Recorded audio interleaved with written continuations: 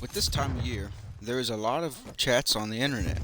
Many people online say Christians celebrate Christmas because it was a pagan date for the other gods or entities of other religious constructs, and that Christians just simply took it over and picked December 25th as a date from all of these other pagan rituals.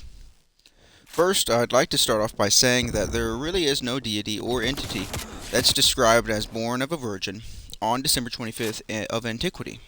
It just simply doesn't exist. I will be uploading another video about the similarities and dissimilarities between Jesus and Krishna from the Hindu texts. And I'll be doing some others on people like Horus and Dionysus and others.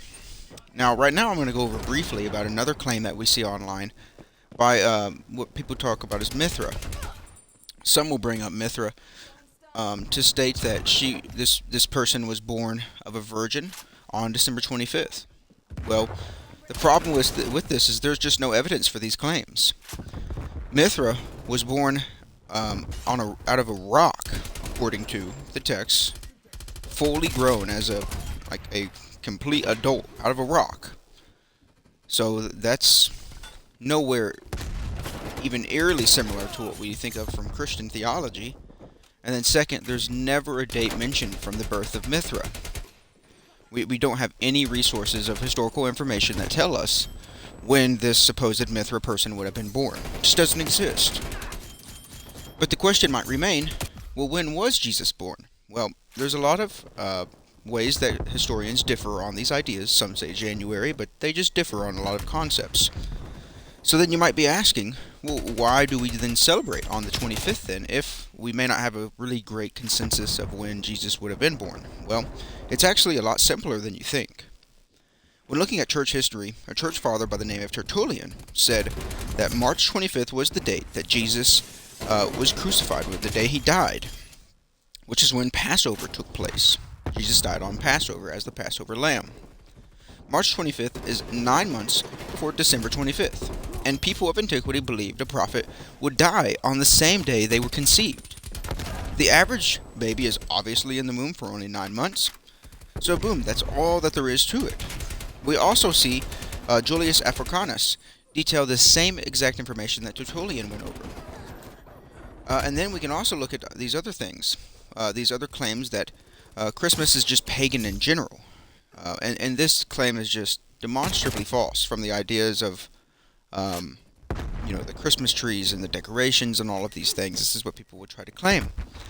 Now, we do know that some pagan festivals happened around the winter solstice, which would have been in the December areas, the late December dates.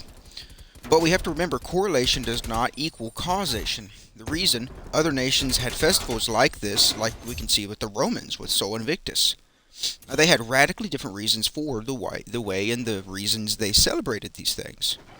We actually don't even see them do it on December 25th until after the Christians started doing it about Jesus.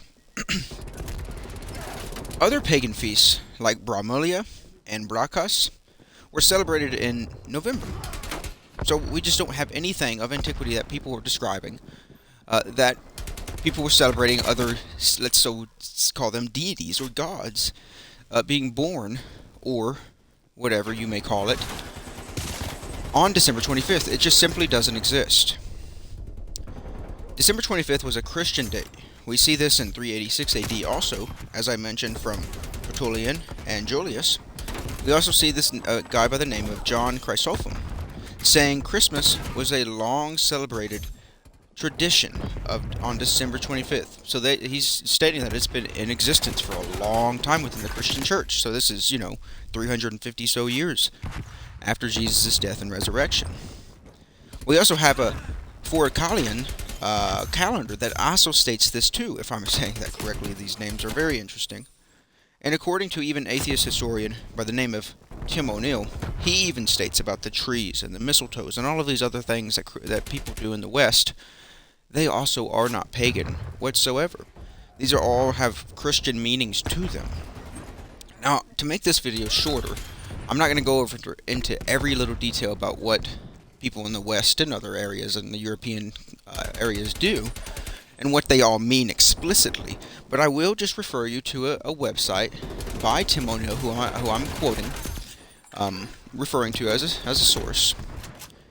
His website is called History for Atheists, and you can see a bunch of numerous articles in there about this specifically, and other things that I've made other videos on about history and stuff like that.